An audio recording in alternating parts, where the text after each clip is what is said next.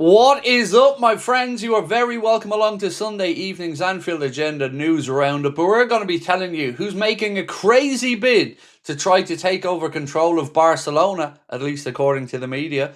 We're also going to give you the very latest in the situation with Mohamed Salah. We'll hear what our captain Virgil van Dijk's had to say. We'll talk about Curtis Jones as he celebrates 200 appearances for the Reds, and lots more over the next few minutes. The good news, or at least I hope it is, I'll be back here tonight at 8:30 for the late night agenda, so I hope you can join me for that one. Until then, let's get cracking with the news. We're going to start off with a bit of a stat from Who Scored, and they post that no Premier League team so far has created more chances with 197 or a higher XG with 30.2 than Liverpool this season in the Premier League. It is crazy when you think about how low our goal difference is to hear that we're creating the most chances. So we really do need to just brush up our finishing, because if we can start tucking away some of these chances or improving on our conversion of our XG, that will certainly send us back in the right direction. It's a tough game coming up next weekend, but we are on a 5-game unbeaten streak, winning 3 and drawing 2. Yesterday was another step forward. I had a chance to watch the game back myself last night, and I've got to say, look, there was a lot to be positive about, but we can't ignore the fact that we are still giving up a lot of opportunities. And watching the game back, I was kind of reminded of quite how many near misses there was there last night. That game could have went a different way. Now, thankfully it didn't, and I'm very grateful for that. But I'm still not convinced we're 100% there, but certainly signs that we're trending in the right direction. Now, Team Talk, they've posted about Bayern Munich winger Michael Elise and a potential move back to the Premier League. And it's not making for good reading, but hear me out, this is what they have to say. Bayern Munich winger Michael Elise, who has been on Liverpool's radar for some time, is prioritising a future move to either Barcelona or Real Madrid rather than a return to the Premier League. Look, I do hope he does make a return to the Premier League in a Liverpool shirt, but if not, I'd far rather see him over in La Liga than playing against us in the Premier League. Now, I mentioned at the start of this video about a crazy story doing the rounds about a potential takeover of Barcelona. Now remember, Barcelona are a club run by their socios, their members, so this would take some doing. But Transfer News Live have quoted Francois Gallardo as saying, breaking, Saudi Crown Prince Mohammed bin Salman is preparing a historic 10 billion euro, wouldn't be 10 million, I'm having my Dr. Evil moment there, 10 billion bid to buy Barcelona, a sum that would immediately wipe out Barcelona's huge debt, estimated at 2.5 billion euros. See, I got it right that time with the billions. You can tell a peasant like me isn't used to dealing with these big numbers. So let me know your thoughts on that one. It would take some doing to get that deal over the line, and I don't know what the fit and proper persons test or anything is like in La Liga. I wouldn't have a clue how to go about it, because look, that is state ownership dressed up in a Crown Prince form. Right, let's talk about Virgil van Dijk, and he's had some quotes around Mohamed Salah and that situation. This is what our captains had to say. We all hope that he's coming back and being important for us for the rest of the season. But on the other side, we all know it's football and we have no idea what's going to happen. So you can see our captain has no idea what's going to happen. So what do we mere mortals have a chance to figure this out? I really don't know on it. We ran a poll last night, and about 70% or so of people thought, because we did do a late night agenda last night. I came on at about 11:15 or about 11:20 p.m. But we think positively on it. We think most likely he's going to come back. At least that's what the vibe in the chat was. But truth is, I couldn't tell you categorically now whether Mohamed Salah does rejoin Liverpool again after the AFCON, or if there's a potential move in the offing.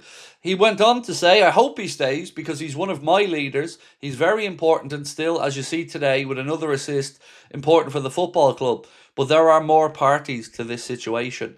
So it does feel like yesterday was a positive day, and that was great, but it doesn't seem a cut and dry situation just yet.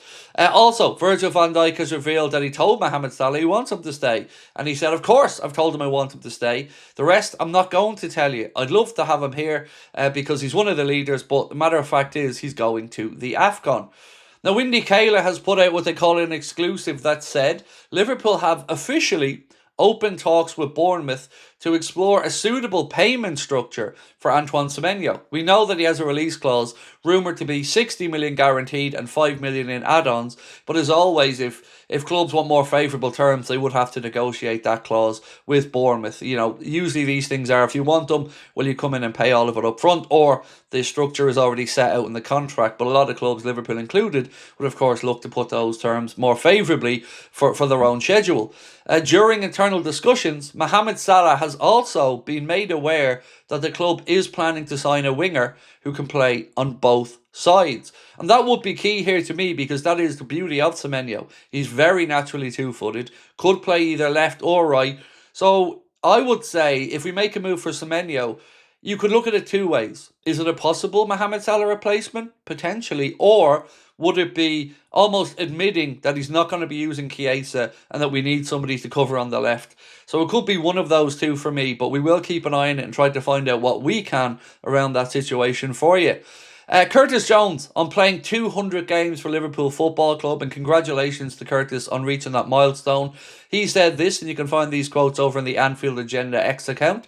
I only had one goal in my mind, and that was to play at this club, and that's what I'm doing, so I've got a massive smile on my face. It's 200 down, and hopefully there's many, many more to come. And look, wherever you are in the Curtis Jones love spectrum, I think you will say that he has improved this season, and particularly when the chips have been down over the past couple of months, Curtis Jones really has come to the fore and shown himself to be a very important player. I would say right now he's on the fringes, if not maybe one of the first names you put down on the team sheet with his current form. So do let us know in the comments where you're at with the Curtis Jones situation. Also from Curtis, he said, I'm just one of those lads who loves to play. I enjoy having the ball at my feet. I've obviously heard that there's criticism at times that I don't move the ball quick enough. That's just because I'm comfortable on the ball.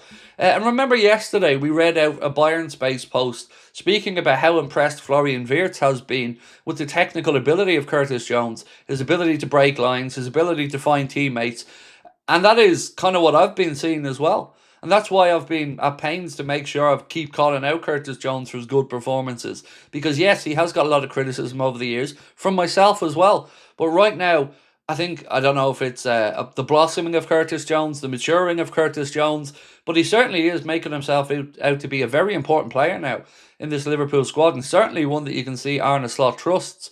So let me know where you're at on all of these stories, and of course, most importantly, I want to know where your head's at with the manager. I'm on the road to being convinced, but there's still quite a way to go for me. I've always said I'm not going to be toxic about this situation. I have my take on the manager. A couple of wins isn't going to do it, but we have some difficult games coming up. We've won at the San Siro against Inter Milan. That counts for something. We've got a difficult game coming up against Spurs away next week. If we can get the points there, then build towards the game the day or 2 days after Christmas, yeah, that's gone back in the right direction. I'm also very interested to see what we do in the January window, because we're crying out for a centre-back. So that is it for now, folks. But as I said, 8:30 tonight. I'll see you back here. Have a good one.